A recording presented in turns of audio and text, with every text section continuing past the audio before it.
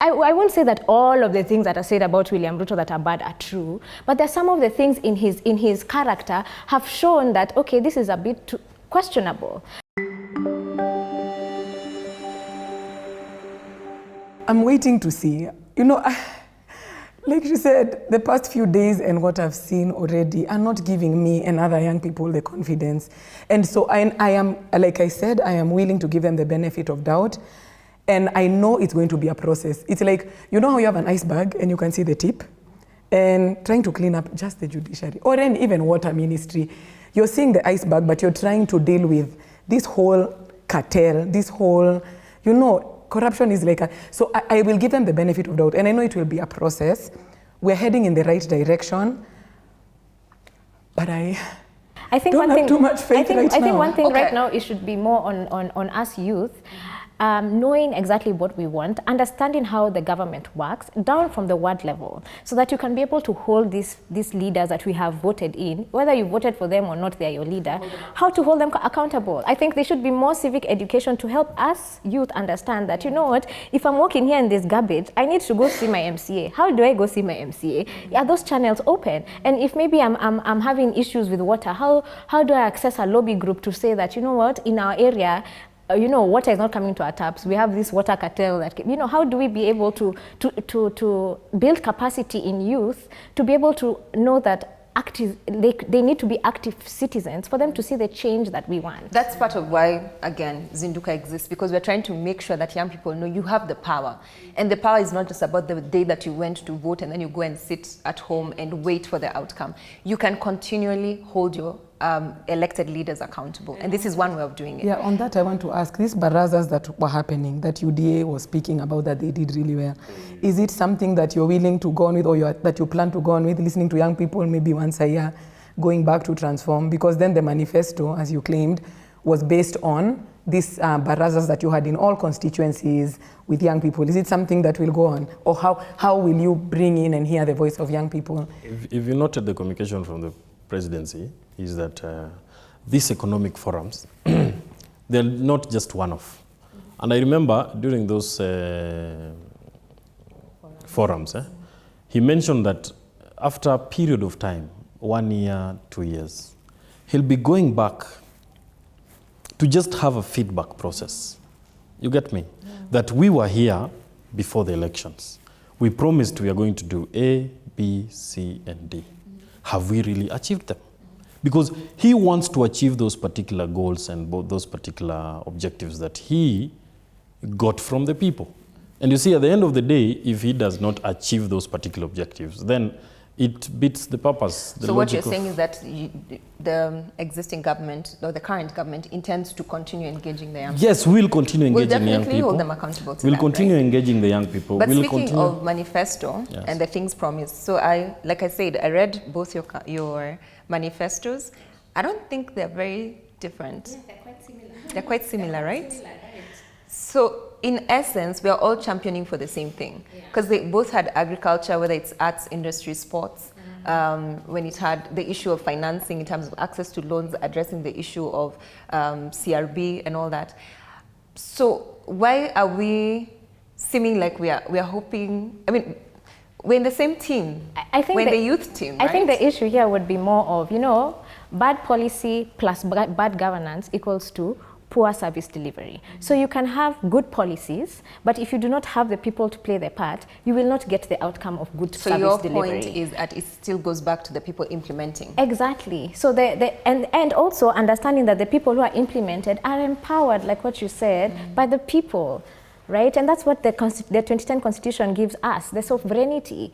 And the more we keep on having these conversations, which, by the way, I really like, it helps us remember that, or have these conversations that inspire people to action, or understand how the government works and how it can work for us. So we are all on the same team, yes, but we need to also remember that when you look, by the way, I also read the Kenya Kwanza manifesto, the time when it launched, and I was just looking at it with our Azimio, and I'm like, just different words. Actually, Azimio copied whatever the Kenya Kwanza manifesto. We're going to go there. Do you remember we launched on June 2nd and you launched on 30th? It doesn't matter. June? You so see, how did we copy? You see, it's okay, just like the Solomoke, really. Let me say you, because manage. So as we go towards a close, I just want to hear what your views are about what kind of hope the young people should have. Because I'm hearing you're hopeful, you're giving them time, the government time, but you're also not at you have a bit of concerns, but you're still giving them the benefit of doubt, as you called it. What would Speaking be for other young people who probably didn't vote at all or didn't vote for this government, what would you tell them? I think I'd say that I understand the hopelessness of feeling like you have been disenfranchised by your government, but also just understanding that it is within your power or within, in anything. You do not have to be an activist, you do not have to be in politics, but there are so many different ways in which you can be able to hold your government accountable to ensure they can serve you. And the first thing, and I will talk about in terms of the previous election, is maybe voting from the ward down to the county level, leaders that you think speak to your issues. It's not about that six-piece thing. I think that's where we first go wrong. It's more of...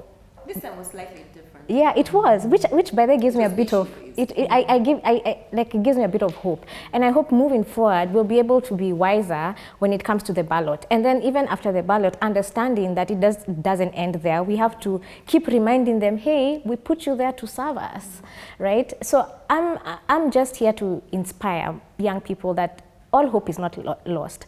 Actually, hope is actually all what we have left. So what we need to do is be able to have these conversations, help one another to be able to understand how to maneuver, to be able to breed a generation of active citizenship, that we can already also push our democracy into, the way they say developing nation, push our democracy into a developed country. Absolutely. Yeah. Hannah?